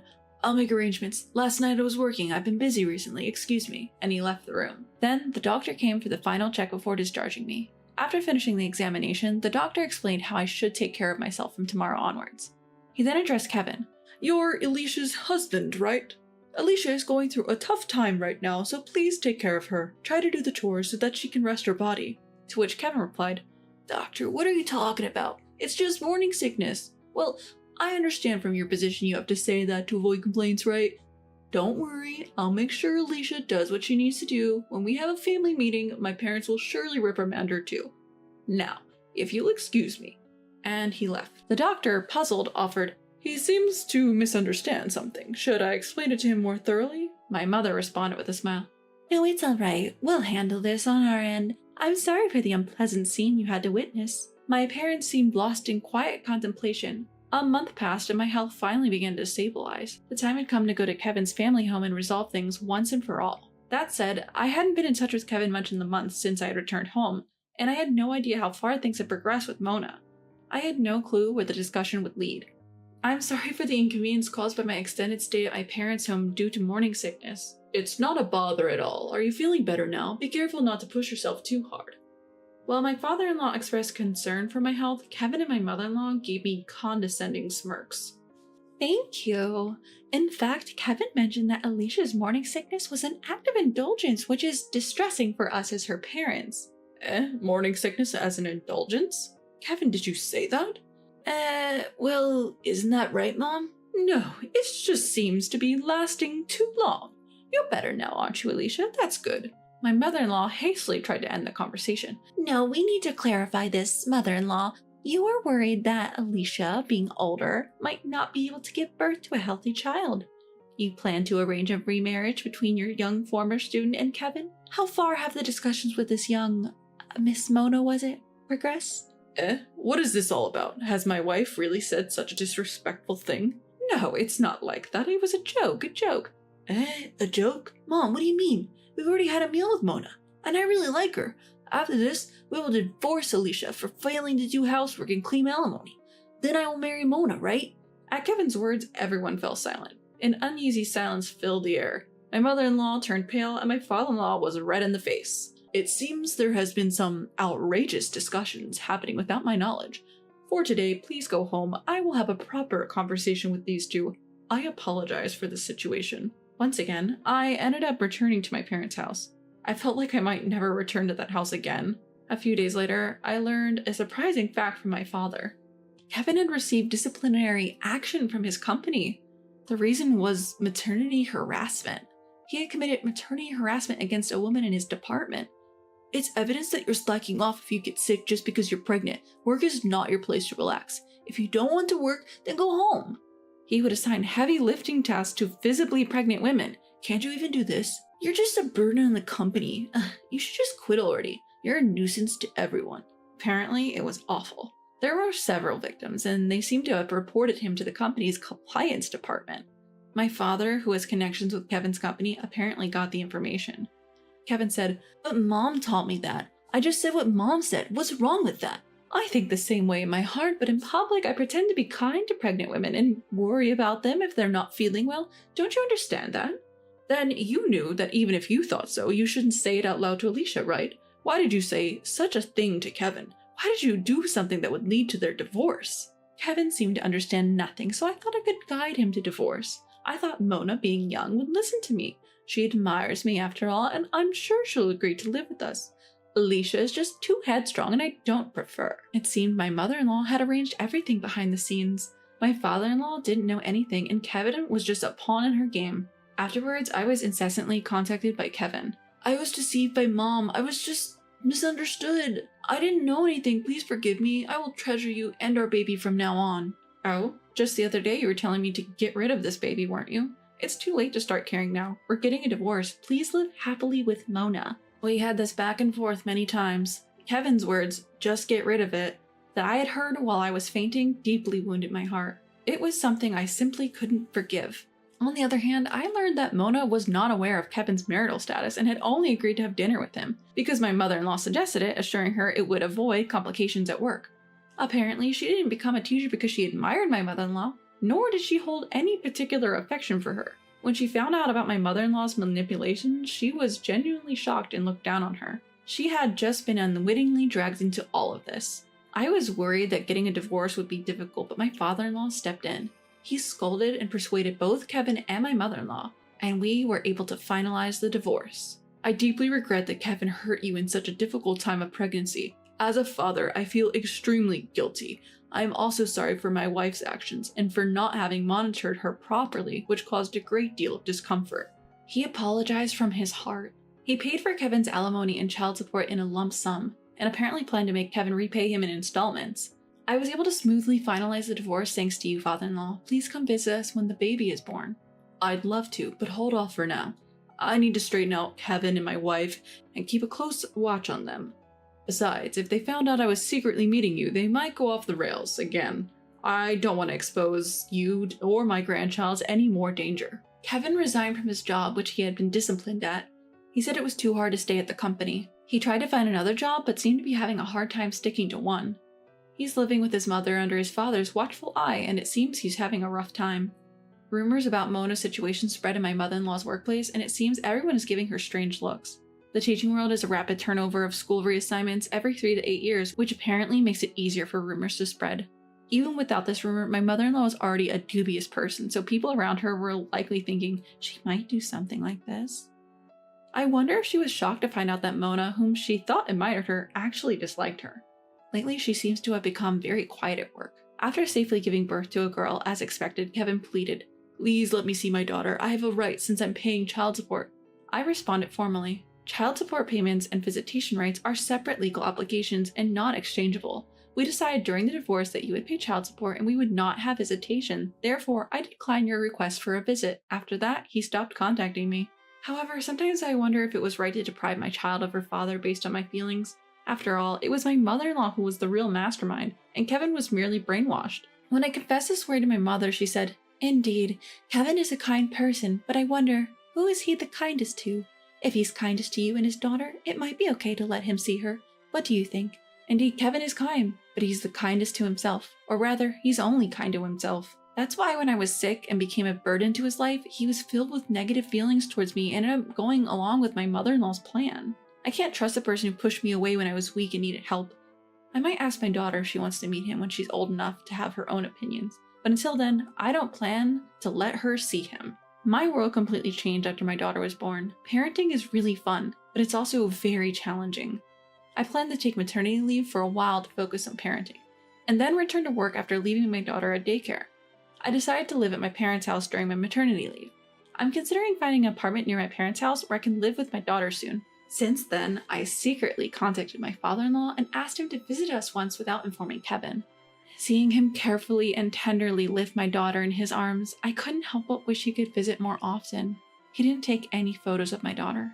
He said if he took any, he might keep looking at them at home and then his wife and Kevin would find out.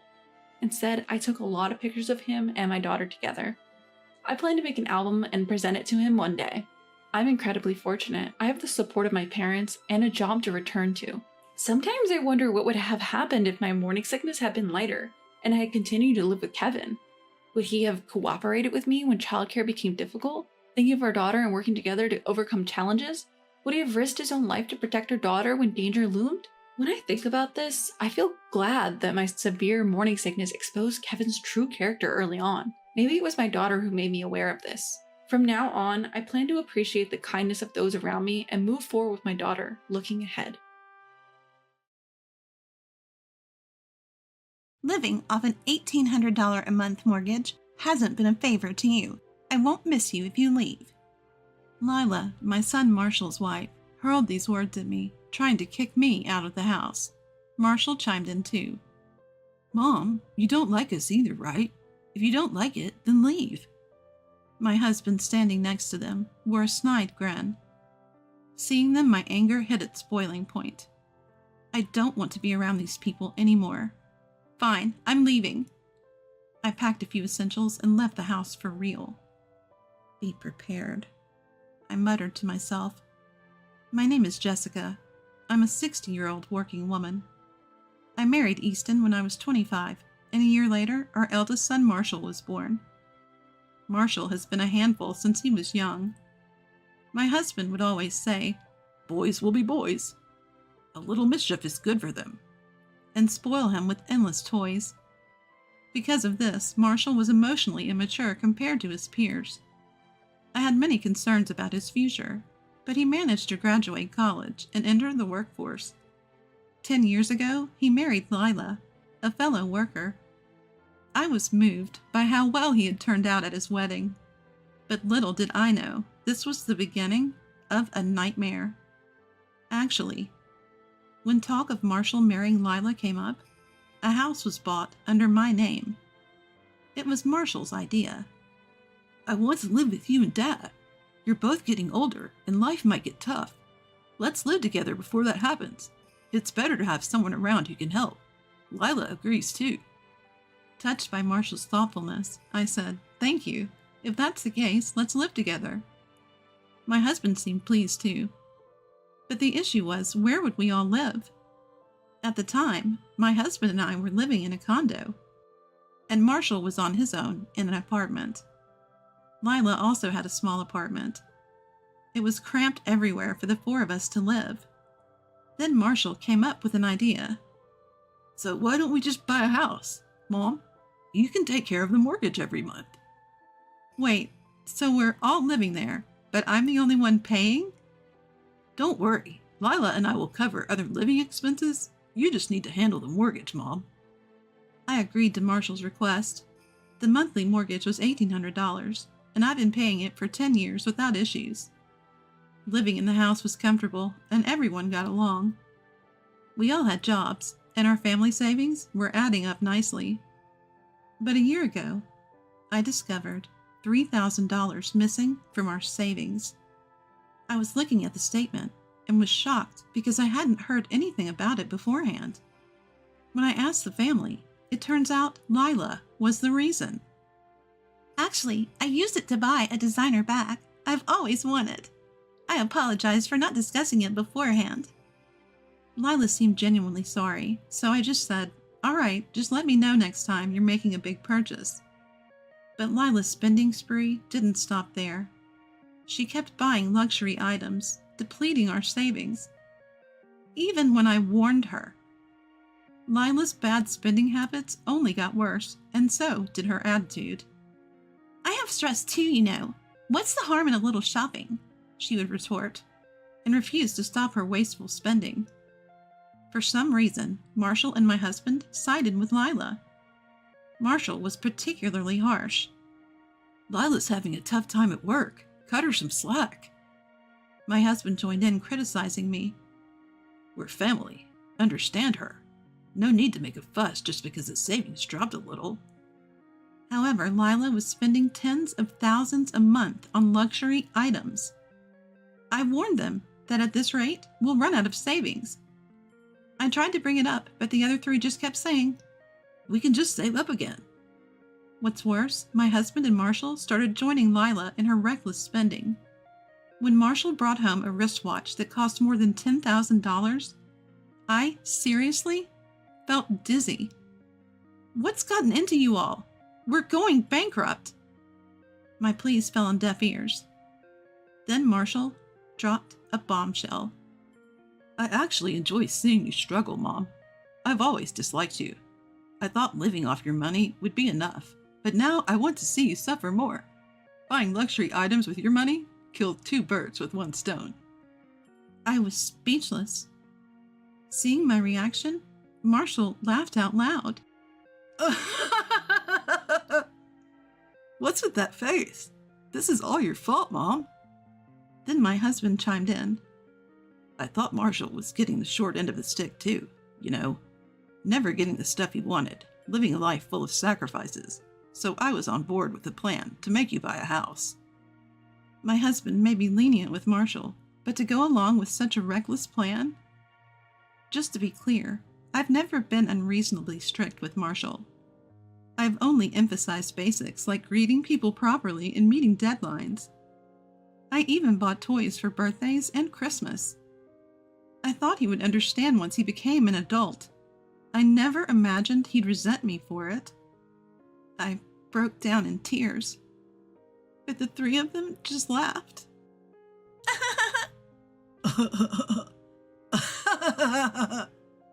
Crying doesn't make you any cuter, you know. I never liked you either, so I'm having a great time. Oh, let's all go to a fancy restaurant to cheer up. Without Jessica, of course. Lila said that, and Marshall and my husband agreed without a second thought. They actually left me and went out. I was so devastated that I broke down in loud sobs.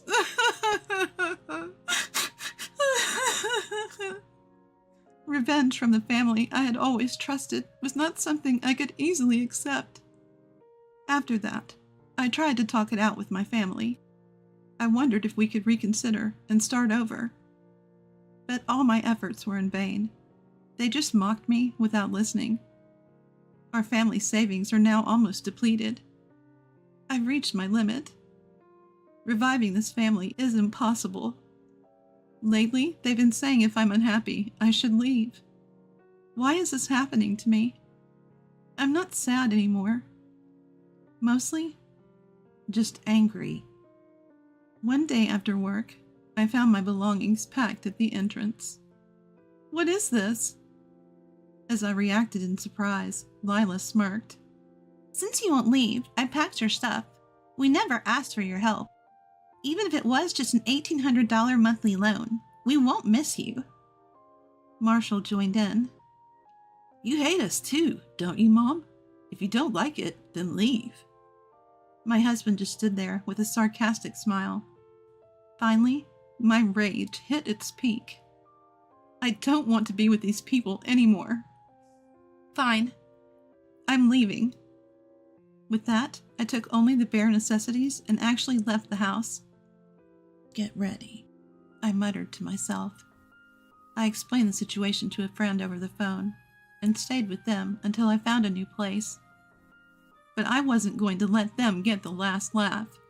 I planned and executed my revenge. Sometime after I left, I got a call from Marshall. Mom, something bad happened. Some guys came to the house and said it's been put up for sale and we need to leave. I couldn't help but laugh because I'm the one who put it up for sale. You can't just do that. Marshall was angry, but I thought the one being unreasonable was him. I bought that house in my name and paid all the loans, so I can sell it if I want. I even prepaid the entire loan, so don't worry about that. You should vacate soon. I hung up after saying that. I had been kicked out of the house abruptly, so those three have no right to complain if they've lost their home too. I felt a little relieved, but my revenge was far from over. The next day, I called my husband. Hello, can we talk? Where are you right now? Don't ask where I am. We're in the middle of an unexpected move. It's hectic. I'll call you later. My husband angrily hung up the phone. It was funny to see him flustered, but I hadn't conveyed my message. I sent a message saying we had important things to discuss and asked him to spare an hour. I got a reply 2 weeks later saying the move was done and to come to the new place. Well, finding a place and moving takes time. I arrived at the specified address and found a rundown wooden apartment. Compared to our old house, it was pitiful. My husband appeared when I rang the doorbell at apartment 103. He looked exceptionally grim. Upon entering, Marshall and Lila were also sitting there with grim expressions.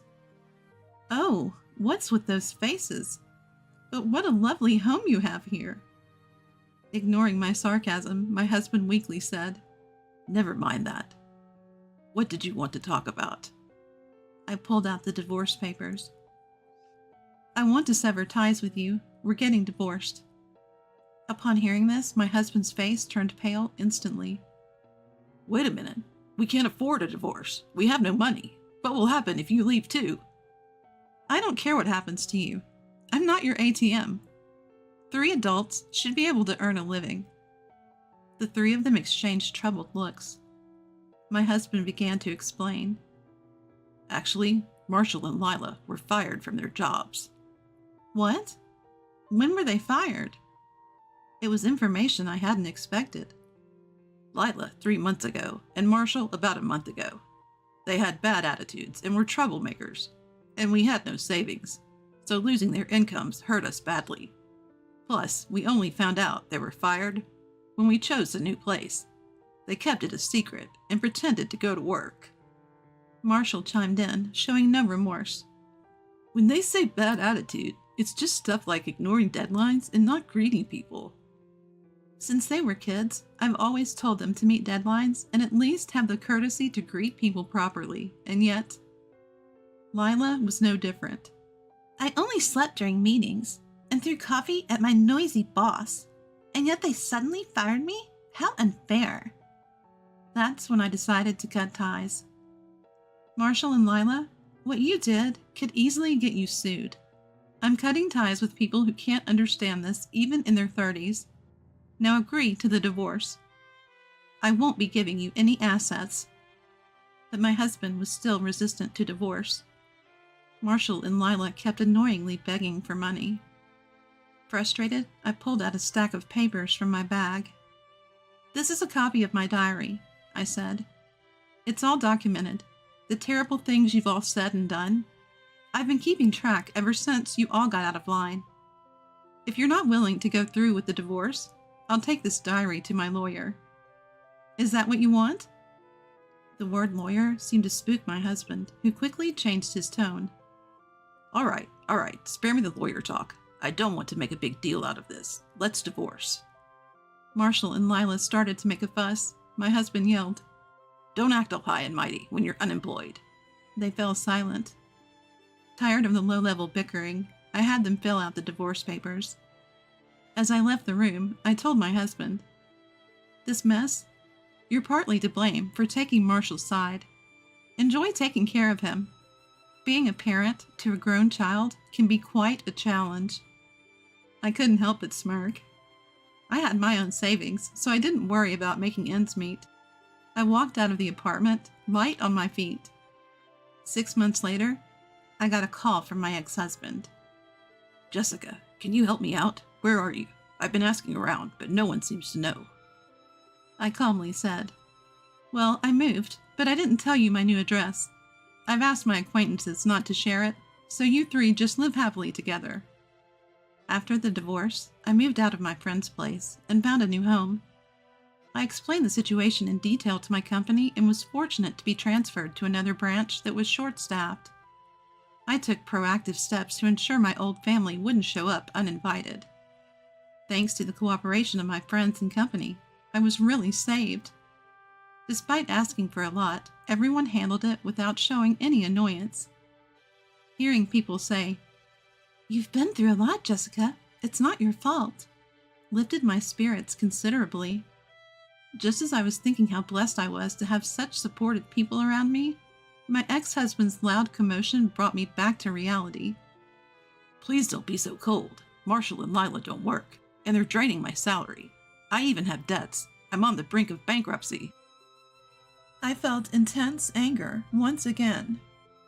He hurts people for his own selfish reasons, yet seeks help when he's in trouble. I couldn't help but shout at my incredibly selfish ex-husband. "You've got some nerve.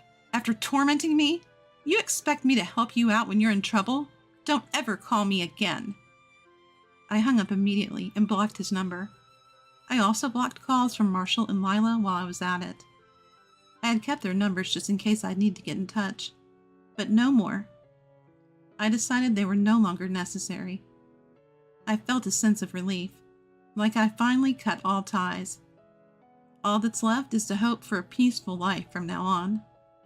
Later, I heard that my ex-family met quite a grim fate. My ex-husband grew sick of Marshall and Lila's wasteful habits and went missing soon after our last call. I heard he even quit his job and disappeared.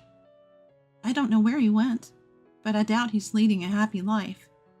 Marshall and Lila, on the other hand, are still caught in their cycle of debt, their habits of squandering money unchanged.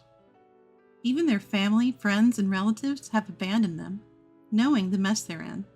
I can only assume they'll keep sinking deeper into debt. When a friend told me all this, I felt a sense of achievement. I hope they regret their actions and continue to suffer. My ex-husband had been missing for a while, but I happened to see him living on the streets during a business trip. I never thought he'd become homeless. He didn't recognize me. He looked skinny and completely beaten down. Given his age, maybe he couldn't find another job. Marshall and Lila, meanwhile, filed for bankruptcy.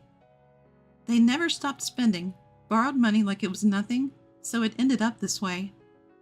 There was no concept of living off hard-earned money for them. These two spent their days blaming each other for their financial ruin, fighting all the time. The outcome? They became a nuisance and got kicked out of their apartment. Another friend filled me in on this. But like my ex-husband, their whereabouts are now unknown. They might be homeless too, but I couldn't care less. No matter how miserable their lives become, I'll never lend a hand. In contrast, I've regained my peace. I was worried they'd hire a detective to find me, but thankfully they never showed up. They probably don't even have the money for that. All that reckless spending on luxury items, it's the epitome of what goes up must come down. As for me, work is going well, and I'm not struggling in life. Recently, a new member has joined my family. It's a pet goldfish. I was tagging along with a friend who has pets to a pet store when I fell head over heels for this adorable little creature.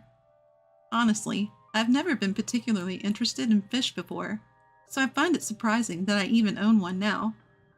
But this goldfish is just too cute, and watching it eat its food is particularly soothing. The best part? It doesn't require constant care, so even with my busy job, I can easily take care of it.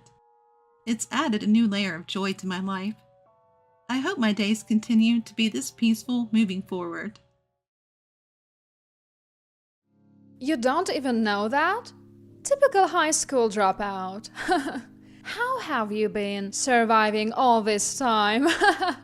Susanna, my sister-in-law, always made fun of my educational background. She seemed to think that education was the most important thing in life, ignoring the fact that there are many other important aspects. My name is Rosalind, and I'm a 28-year-old CEO of an IT company. I met my husband, Clifton, through work, and we eventually got married. We currently rent a condo and live together. We both have incomes, so whoever can do the housework does it. However, I rarely have days off and usually get home late, so Clifton ends up doing most of the housework. Despite his own busy schedule, he never complains and takes care of everything. He never gets mad at me for focusing on my job and always encourages me, saying, "I'm rooting for you." I felt blessed to be married to someone like Clifton. Life with Clifton was comfortable and peaceful. The only issue was Susanna, my sister-in-law. When I first met her after getting engaged to Clifton, I greeted her, "Nice to meet you, Susanna. I'm Rosalind. Looking forward to getting to know you." Her immediate response was, "What's your highest level of education?" I was taken aback. Was that really the first thing to ask? I was annoyed but didn't want to make a scene at our first meeting, so I answered honestly. I dropped out. Upon hearing this, Susanna burst into laughter. A dropout? Why would my brother marry someone so dumb? You should definitely reconsider. She said this right in front of me. Susanna, what are you saying? Education has nothing to do with marriage. Clifton quickly retorted. We are an elite family, you know. It's unacceptable for the eldest son's wife to be dumb. Maybe you should rethink this, bro, huh? It was true. Clifton's parents were well educated and wealthy, and both he and Susanna had graduated from prestigious universities. Susanna, cut it out. Rosalind built her own company from scratch. Are you still going to talk about education? People who drop out are the ones who think they can start companies. Hey, watch your mouth. Your company will probably go under soon anyway. Enough is enough. Clifton was getting really angry on my behalf. I was so furious, but I didn't want to cause a sibling fight, so I stopped Clifton. It's okay, Clifton, I can handle it. I had faced similar criticisms when starting my company, so I was somewhat used to it. In fact, it fueled my determination to prove them wrong. I could tolerate Susanna's snide remarks once or twice, but it didn't stop there. Sister-in-law, I'm here to visit. Susanna often came over to our house to mock me for being a dropout, make snide comments, and even brag about herself. You're here again, Susanna? Is it a problem? No, not really. But Susanna looked around our home and said, Do you even do housework, sister-in-law? I do. We are dual income, so Clifton takes care of it often. My poor brother, having a wife like you must be tough. What do you mean? You're dumb but still working, and because of that, you can't even do housework properly, right? If you are a dropout, you should just be a stay-at-home wife. At this point, I was getting really angry at Susanna's words. So, how is your company doing, sister-in-law? I wondered why I had to share such information with her, but I answered anyway. It's going pretty well, I think. Really? You must be running at a loss. That's not the case. I thought you'd go under sooner, but you are hanging in there. Thanks. And it's surprising that employees are willing to work under a dropout CEO. I would never. I couldn't take it anymore, so I decided to change the subject. Aren't you planning to get a job, Susanna? She had graduated last year but still hadn't found a job. I don't need to worry. Unlike you, I graduated from a prestigious university. I'm taking my time to find a good company. Oh, I see. All my friends are working at big companies. My university is really something. And there she went, bragging about herself again. A lot of people from my university get jobs at big companies, and many became CEOs. Susanna kept making snide remarks and bragging every time she visited. It was more bearable when Clifton was around to defend me, but it was really tough when I was alone. I didn't know what she might say to my in-laws, so all I could do was endure it. As much as I could turn frustration into motivation, I was getting tired of Susanna's relentless jabs. Then, one day, she suddenly announced she was getting married. "Oh, you're getting married! Congratulations!" "Thank you. My fiancé is a Harvard graduate and very accomplished." "Oh, I see." I couldn't help but think she chose her partner based solely on education. What does he do for a living? He is in IT and he works for a pretty good company. I see. It's not a big corporation, but it's a rapidly growing company that's quite famous around here. Ah, okay. And they have a very competent female CEO. Nothing like you, the dropout CEO. None of your business. Do your best to keep your company from going under. She was even more obnoxious than usual, perhaps because she was excited about her upcoming marriage. "Oh, and please don't come to the wedding." "Why not? If his family finds out there's a dropout among us, the engagement might be called off. You wouldn't want that on your conscience, would you?" I was dumbfounded by her ridiculous statement. Why would your engagement be called off just because I'm a dropout? That's absurd. I don't know. I just want to eliminate any risk factors, so please don't come. Fine. On the day of the wedding, I was actually considering not going since Susanna told me not to. But Clifton was angry, saying, "She's family. It would be weird not to go. What is she thinking?" So I decided to attend Susanna's wedding. However, when I arrived at the venue, she rushed over to me, saying, "Why are you here, sister-in-law? You weren't invited. Please leave immediately." Susanna ran up to me and tried to kick me out. "We don't even have a seat for you. It would be inconvenient if you stayed." "Enough, Susanna, stop it!" As Clifton was about to get angry, the groom's parents came from behind and said, "Oh, you're here, CEO."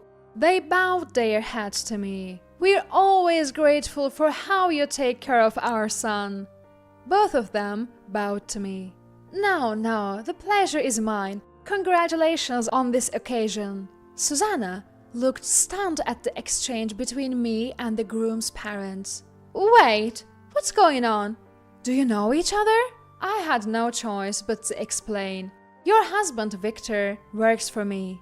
"What do you mean?"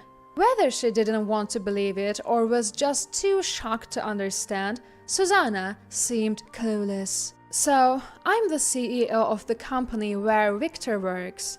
"The competent female CEO you were talking about? That's me." "What? No way!" Finally, grasping the situation, Susanna was visibly flustered. "That's a lie! There's no way!" "It's not a lie. Victor told me about the engagement recently.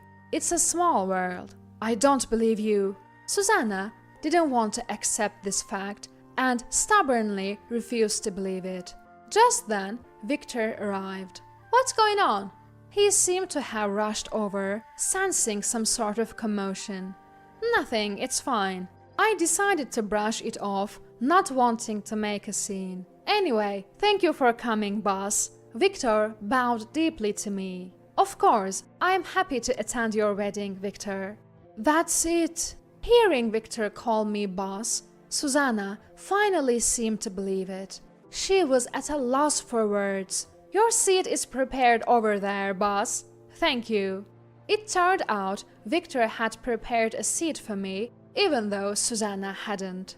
I wasn't invited by you, but I was by Victor. For the rest of the wedding, Susanna's face was tense. She even tripped while walking down the aisle, making for an awkward scene. Victor was also upset with her, saying, "What's gotten into you today?" I couldn't help but laugh at Susanna's sudden change in attitude.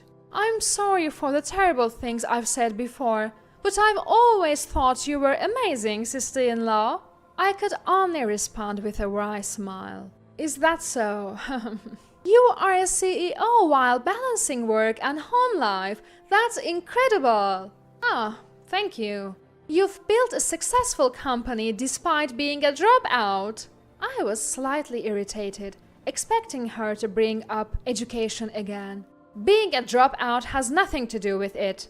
When I responded a bit strongly, Susanna immediately apologized. "Oh, sorry, you're right, it doesn't matter." Maybe she was worried about upsetting me and jeopardizing her husband's job. She started trying to win me over. "There are many things more important than education." "Exactly, you can always study. Being a dropout doesn't mean you can't be a CEO." "You're so right, I admire you." "Ah, sure." It felt strange to hear such words from Susanna. I had to laugh a few times, but it was better than being belittled or hearing snide remarks. After that, Susanna was planning to start her own business instead of getting a job. She was flattering me on the surface, but she must have been frustrated deep down. Since my sister-in-law, a dropout, could do it, there is no reason I can't. Susanna probably thought that way, but she gave up on her business venture within a few months. "So, you tried starting a business? How'd it go?"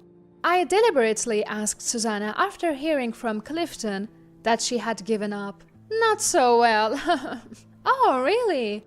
I realized once again how amazing you are.